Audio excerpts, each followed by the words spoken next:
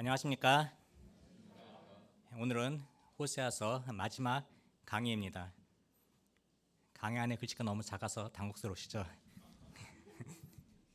강의 안에 연연하지 마시고 하나님의 우리를 향하신 간절한 음성을 들으시길 기도합니다. 오늘 말씀의 제목은 아침 이슬 같으신 하나님입니다. 요절 말씀은 14장 5절입니다. 요절 말씀을 한 목소리로 읽어보시겠습니다. 시작. 내가 이스라엘에게 이슬과 같으리니 그가 백합화 같이 피겠고 레바논 백향목 같이 뿌리가 바뀔 것이라. 오늘 말씀에서는 원수같이 대적하는 이스라엘을 끝까지 사랑하시는 하나님의 마음을 외면하고 교만과 거짓과 우상 숭배의 죄로 인해 심판과 수치를 당할 수밖에 없는 이스라엘의 모습과 그럼에도 불구하고 택하신 자녀들에게 생명을 부어주시고 다시 회복시키실 것을 약속하시는 하나님의 사랑이 잘 나타나 있습니다.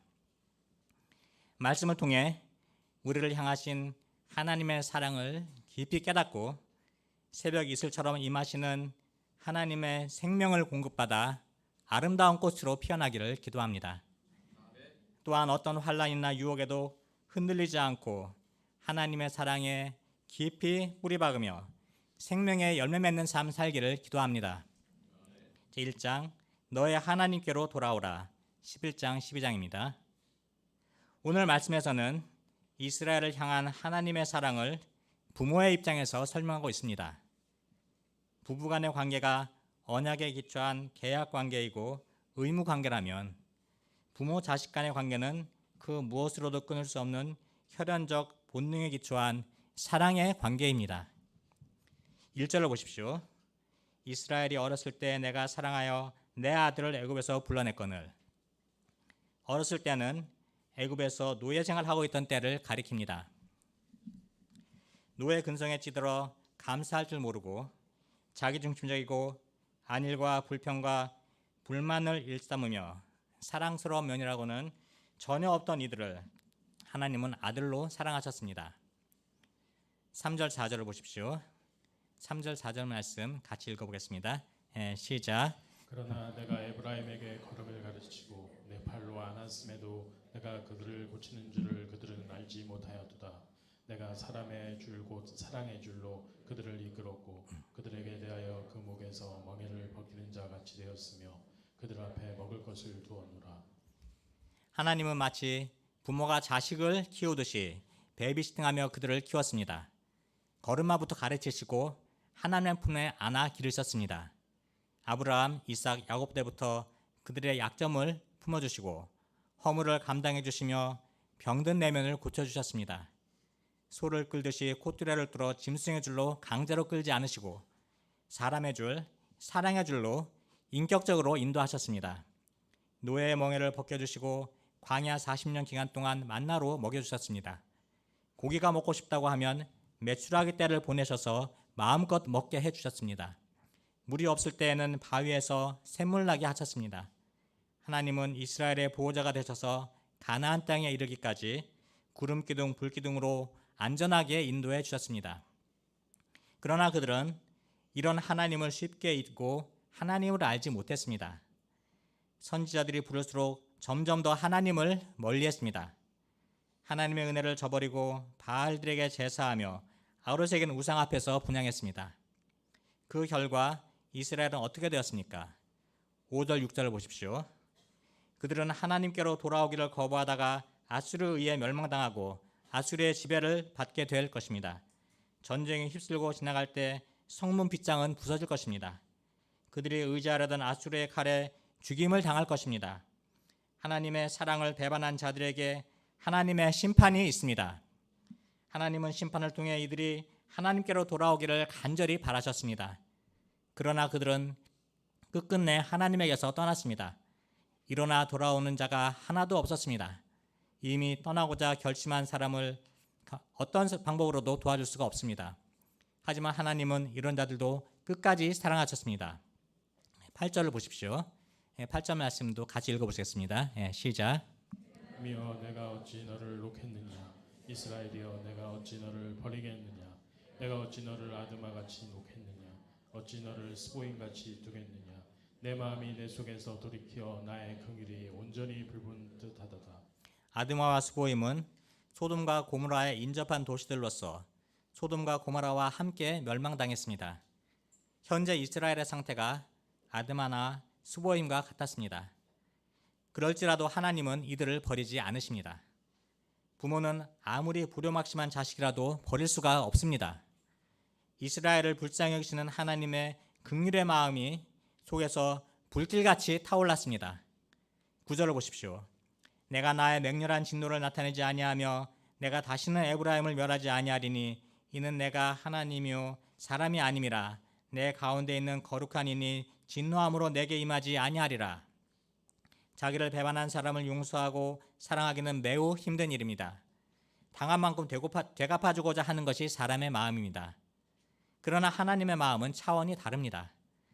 하나님은 거룩한 사랑으로 배은망덕한 이스라엘을 변함없이 사랑하셨습니다. 반복해서 심판을 경고하시지만 하나님의 근본 마음은 긍휼이십니다. 10절 11절을 보십시오. 새끼를 부르는 암사자의 소리는 매우 애절합니다. 어미 사자가 큰 소리로 울부짖을 때 새끼 사자는 그 소리를 듣고 돌아옵니다. 하나님은 선지자들을 통해 이스라엘 백성을 애타게 부르십니다. 이때 하나님의 자녀들이 그 소리를 듣고 서쪽에서 떨며 울 것입니다. 애굽에서 새같이 아수르에서 비둘기같이 떨며 울 것입니다. 서쪽은 바다 건너 멀리 있는 이방 나라를 가리키며 애굽은 남쪽을, 아수르는 동쪽을 의미합니다. 지금 당장에 돌아오지는 않지만 장차 사방으로부터 이스라엘의 남은 자들이 돌아올 것입니다. 이때 하나님은 그들을 뜨거운 사랑으로 맞아주시고 그들의 집에 머물게 하실 것입니다. 하나님은 그들이 언젠가 돌아올 것이라는 소망 가운데 사랑의 줄을 끊지 않으셨습니다. 배반한 자도 끝까지 포기치 않으시는 하나님의 위대한 사랑에 감동이 됩니다. 하나님은 실제로 이런 사랑으로 근거 없이 교만을 떨며 배은망덕한 우리 죄인들을 이제껏 애타게 불러주시고 기다려주시고 여러모로 도우심으로 지금도 하나님 안에 거하게 하셨습니다. 끝이 없는 사랑으로, 포기치 않는 사랑으로 우리를 애타게 불러주시고 주의 전에 살게 해주신 하나님의 사랑을 감사 찬송드립니다.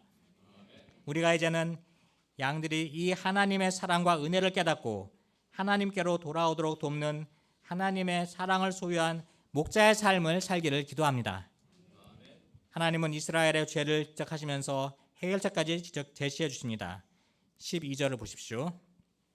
이스라엘은 거짓과 속임수로 하나님을 에워쌌습니다. 입으로는 하나님을 사랑한다고 하면서 실제로는 다른 것을 사랑하고 의지했습니다.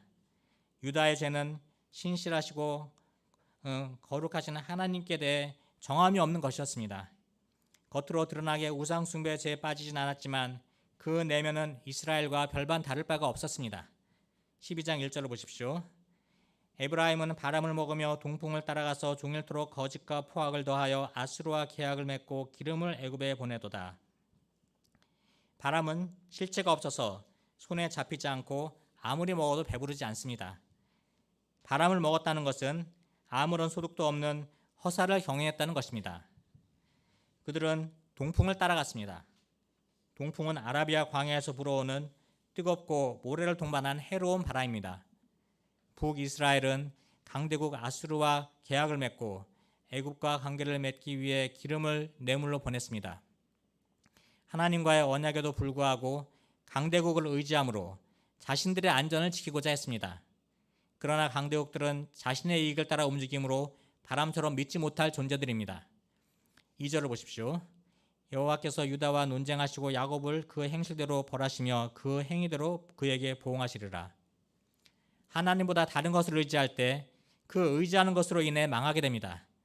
그러므로 하나님은 이스라엘이 하나님께로 돌이켜 하나님을 의지하기를 간절히 바라십니다.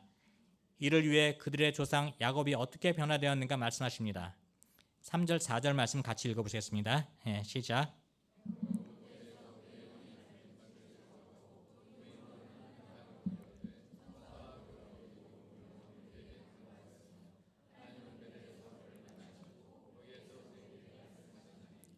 야곱은 어머니의 태에서 나올 때부터 형 에서의 발 뒤꿈치를 잡았습니다.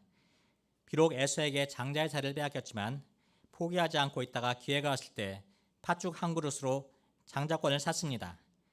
그리고 아버지 이삭을 속여서 하나님의 복을 쟁취했습니다. 그를 죽이려는 에서의 눈을 피해 바단 아람에 있는 외삼촌 집으로 도망했습니다. 거기서도 성실과 집념으로 살았습니다. 사랑하는 여인 라헬을 아내로 얻기 위해 14년이나 머슴살이하며 외삼촌 라반을 섬겼습니다. 그리고 돈을 벌기 위해 6년을 더 섬겼습니다. 이렇게 성실과 의지로 자기 욕심을 따라 산 그를 하나님은 보호하시고 함께 하심으로 부자가 되어 고향으로 돌아가게 하셨습니다.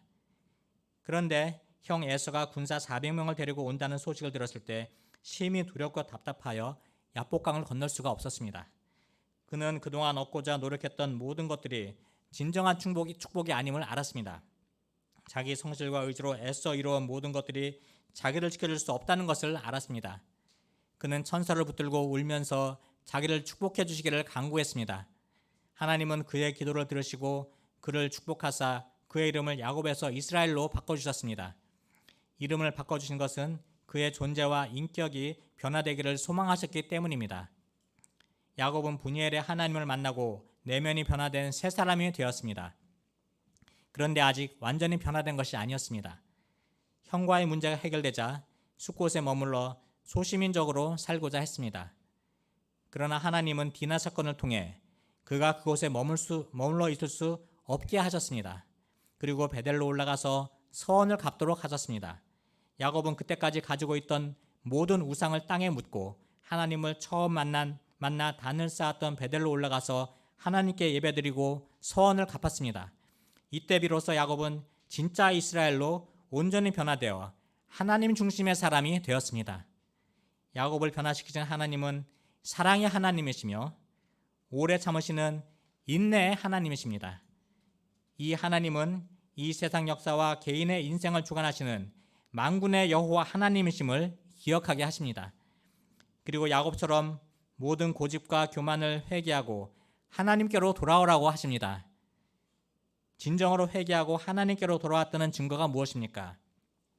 6절 말씀을 함께 읽어보시겠습니다. 시작. 그래서 인애와 정의를 지키며 항상 너의 하나님을 바라십니다. 첫째로 인애와 정의를 지키는 삶을 살아야 합니다. 거짓과 형식적인 생활에서 벗어나 하나님께로 돌아가야 합니다. 성실과 의지로 자기의 욕심을 채우려 하기보다 하나님의 뜻을 섬기며 하나님 중심의 삶을 살아야 합니다. 하나님을 사랑하고 하나님의 정의를 지키는 삶을 살라고 하십니다. 둘째로 항상 하나님을 바라는 삶을 살아야 합니다. 자기의 꿈과 이상보다 하나님이 나와 우리 모임에 어떤 뜻을 두셨는지 바라는 삶을 살아야 합니다. 이것이 진정한 회개한 자의 삶입니다. 우리는 믿음으로 산다고 하면서도 눈에 보이는 물질과 명예와 세상 성공을 바라며 살기 쉽습니다. 그러나 이런 것들은 진정으로 우리가 바랄 대상이 되지 못합니다. 하나님만이 우리의 진정한 소망이 되십니다. 나를 사랑하시고 죄악된 세상 가운데 돌봐주시고 보호하시는 하나님의 통치를 기다리며 그의 구원을 소망하며 살아야 할 것입니다.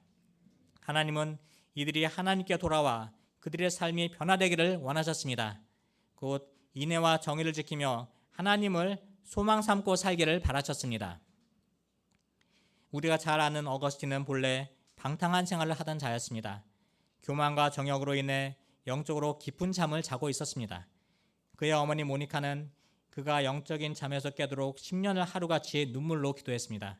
마침 어느 날 그가 정원에서 방황하고 있을 때 이웃집 어린아이들이 놀면서 책을 들고 읽어라 외치는 소리가 들렸습니다. 그는 즉시 집으로 들어가 성경책을 펴서 읽었는데 그 말씀이 로마서 13장 11절에서 14절이었습니다. 또한 너희가 이 시기를 알거니와 자다가 깰 때가 벌써 되었으니 이는 이제 우리의 구원이 처음 믿을 때보다 가까웠음이라. 밤이 깊고 낮이 가까웠으니 그러므로 우리가 어둠의 일을 벗고 빛의 갑옷을 입자. 낮에와 같이 단정히 행하고 방탕하거나 술 취하지 말며 음란하거나 호색하지 말며 다투거나 시기하지 말고 오직 주 예수 그리스도로 옷 입고 정욕을 위하여 육신의 일을 도모하지 말라. 그는 이 말씀을 통해 영적인 깊은 잠에서 깨어나 인애와 정의를 지키는 삶을 살게 되었고 인류의 길이 빛나는 위대한 하나님의 사람이 되었습니다. 우리도 우리를 부르시는 하나님의 음성을 듣고 죄에서 돌이켜 완전한 주의 백성으로 성장해야 하겠습니다.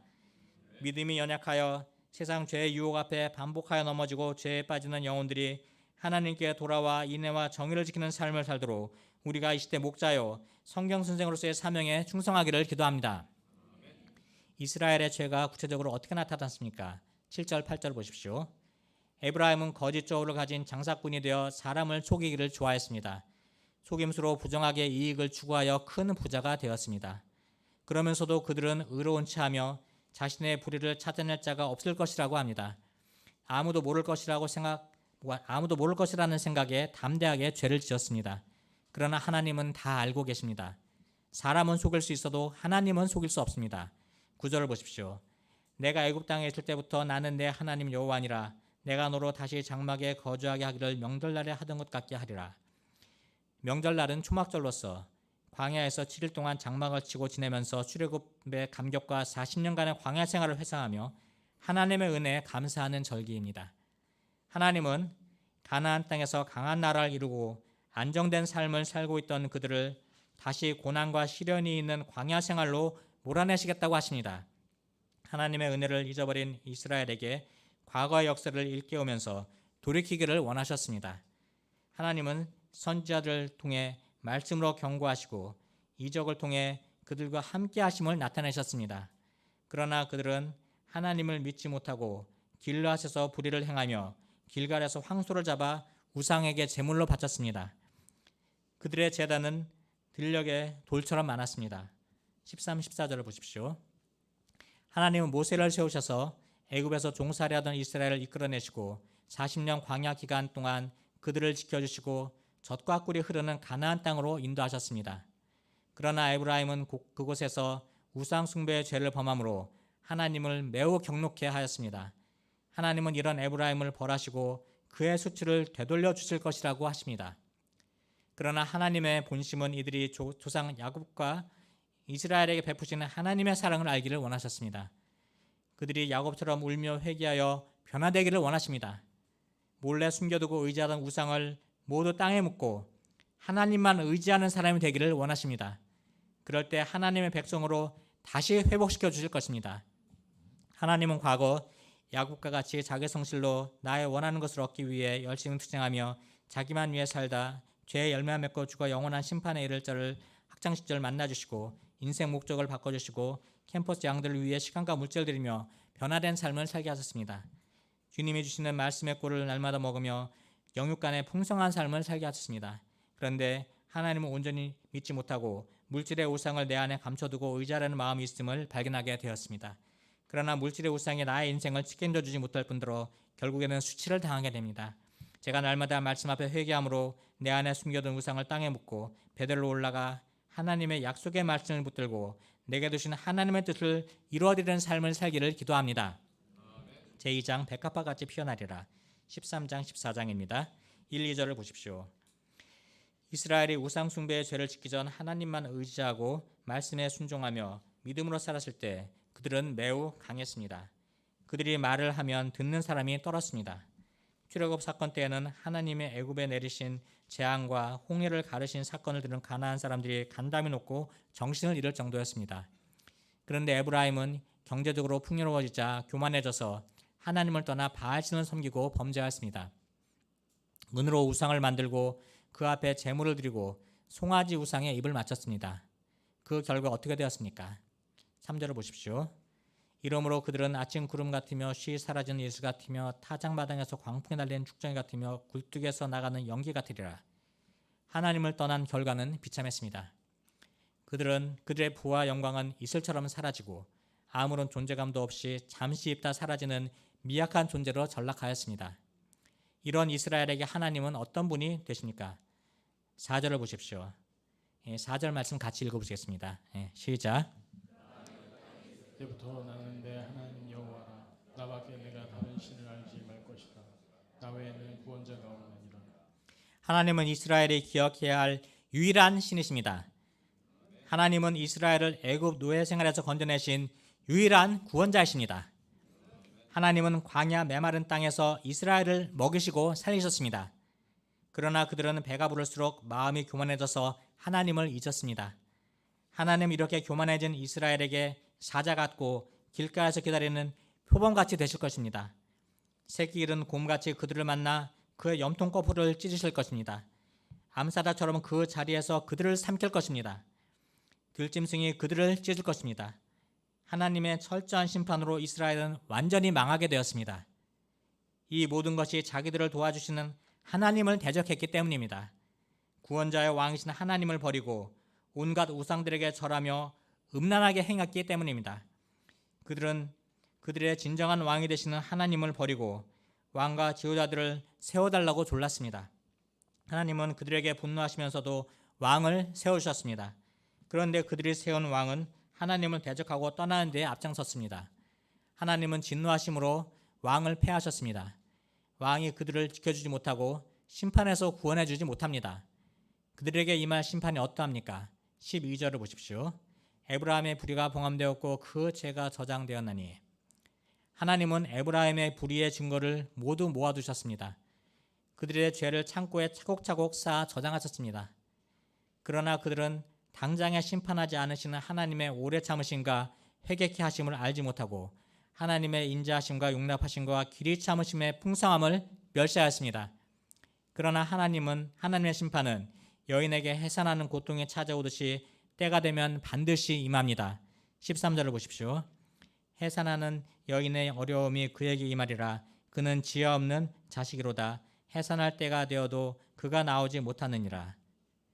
그들은 때가 되어 산통이 시작되었는데도 나오지 않으려고 버티는 어리석은 자식과 같았습니다. 어린아이가 제때 출산하지 못하면 산모나 아이나 모두 위험해집니다. 이처럼 이스라엘은 죄로 인한 고통을 느끼면서도 하나님께 나아와 죄를 회개하지 않고 의로운 참으로 죄사함을 받을 기회마저 놓쳐버렸습니다. 15, 16절을 보십시오. 하나님을 배반한 죄에 대한 심판은 참혹합니다. 그들은 동풍처럼 몰려오는 강대국 아수르에게 망하여 포로가 되고 쌓아놓은 재물과 부하들은 모두 약탈당하고 고통은 가중될 것입니다. 그 저주는 후대까지 이어지게 될 것입니다. 하나님이 이스라엘을 이렇게 심판하시는 이유가 무엇입니까? 그들을 사랑하시기 때문입니다. 하나님은 심판을 통해 교만한 그들을 겸손하게 하시고 우상 숭배의 죄에서 돌이키기를 원하셨습니다. 하나님은 심판으로 고통하는 백성들에게 말씀하십니다. 14절 말씀 함께 읽어보시겠습니다. 시작. 내가 그들을 수월의 권세에서 속량하며 사망에서 구속하리니 사망 안에 재앙이 어디 있느냐 수월 안에 멸망이 어디 있느냐 뉘우침이 내 눈앞에서 숨으리라. 하나님은 때가 되면 그들을 수월의 권세에서 속량하시고 사망에서 구속하십니다. 사망아 내 재앙이 어디 있느냐 수월아 내 멸망이 어디 있느냐. 그날에는 사망과 수월이 더 이상 아무런 힘을 쓰지 못하게 됩니다. 뉘우침이 내 눈앞에서 숨으리라. 그날에는 원수들이 뉘우쳐도 아무 소용이 없습니다. 하나님은 택하신 백성들을 반드시 구원하십니다. 이 말씀은 1차적으로 고레스 시대에 이스라엘이 회복됨으로 이루어졌습니다. 그리고 근본적으로는 예수 그리스도께서 십자가에서 죽음을 이기고 부활하심으로 성취되었습니다. 하나님을 떠난 사람은 누구나 다 사망 권세 아래 시달리다 죽을 수밖에 없습니다. 그러나 예수님이 오셔서 죽음에서 부활하심으로 우리를 구원하시고 영생을 누리게 하신 신실하신 하나님의 사랑으로 진정한 구원을 이루어 주셨습니다. 14장 1절을 보십시오. 이스라엘아 내 하나님 여호와께로 돌아오라. 내가 불의함으로 말미암아 엎드러졌느니라.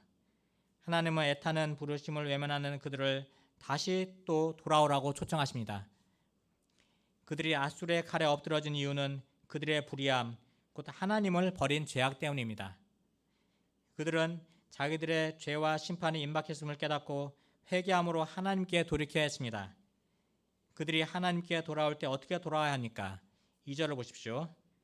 하나님 주신 말씀을 가지고 돌아와야 합니다. 말씀 앞에서 자신의 불의와 죄를 고백하고 회개해야 합니다. 수송아지를 드리는 대신 입술의 열매를 주께 드려야 합니다. 하나님은 재물보다 믿음의 결단으로 진실되는 회개와 믿음의 고백을 할 때 기뻐 받으십니다. 3절을 보십시오. 이제는 더 이상 아수르의 구원을 의지하지 않고 손으로 만든 우상을 우리의 신이라 하지 않겠다고 믿음의 고백을 드려야 합니다. 그들이 받은 은혜는 고아가 주로 말미암아 일방적인 긍휼을 얻은 것이기 때문입니다. 그들이 회개하고 돌아올 때 하나님은 어떤 은혜를 베푸십니까? 4절을 보십시오. 내가 그들의 반역을 고치고 기쁘게 그들을 사랑하리니 나의 진노가 그들에게서 떠났음이라. 하나님은 그들의 반역의 죄를 사하시고 돌아온 탕자를 즐거이 맞아주는 아버지처럼 기쁘게 그들을 사랑해 주십니다. 그들에게 대한 하나님의 진노가 떠나고 하나님과의 완전한 관계 회복이 이루어지게 됩니다. 5절 말씀 함께 읽어보시겠습니다. 시작. 그가 백합과 같이 피겠고 레바논 백향목 같이 뿌리가 박힐 것이라. 비가 많이 내리지 않는 이스라엘에서 새벽 이슬은 중요한 생명의 원천입니다. 이슬은 날마다 소리 없이 조용히 내려서 필요한 수분을 공급해 줍니다. 이와 같이 하나님은 날마다 새벽 이슬처럼 임하셔서 죄로 인해 죽어가는 자에게 촉촉이 생명을 공급해 주십니다. 그러면 이스라엘은 하나님이 내려주시는 이슬을 머금고 자라나 백합화같이 피어날 것입니다. 백합화는 순수한 아름다움의 상징입니다. 그리고 레바논의 백향목같이 뿌리가 깊이 박힐 것입니다. 레바논의 백향목은 태풍이 휘몰아쳐도 결코 넘어지지 않는 견고한 힘의 상징입니다. 이와 같이 하나님이 이들에게 이슬과 같이 되어주실 때 인생의 뿌리를 하나님께 깊이 내려서 견고한 삶을 살게 될 것입니다. 우리의 인생이 하나님을 떠나 메마른 가지와 같았으나 일방적인 하나님의 끈질긴 사랑으로 백합화같이 피고 백향목같이 믿음의 뿌리가 박힌 견고한 인생이 된 것은 모두 하나님이 우리에게 이슬과 같이 되어주셨기 때문입니다. 때마다 말씀의 단비로 적셔주시고 완고한 죄인들을 긍휼로 받아주시고 기도의 응답으로 은혜의 이슬을 받게 하셨습니다. 우리는 때로 이 놀라운 은혜를 잊고 하나님으로 말미암아 많은 손해를 보며 힘들게 사는 것처럼 보상심리로 불평하고 하나님의 사랑이 부족한 것처럼 오해하고 불신할 때가 많습니다. 그러나 이스라엘에게 이슬이 되신 하나님의 사랑이 바로 내게 보이신 하나님의 용서와 사랑과 은혜였음을 생각할 때 철부지 같은 우리의 모습을 깨닫게 될 것입니다.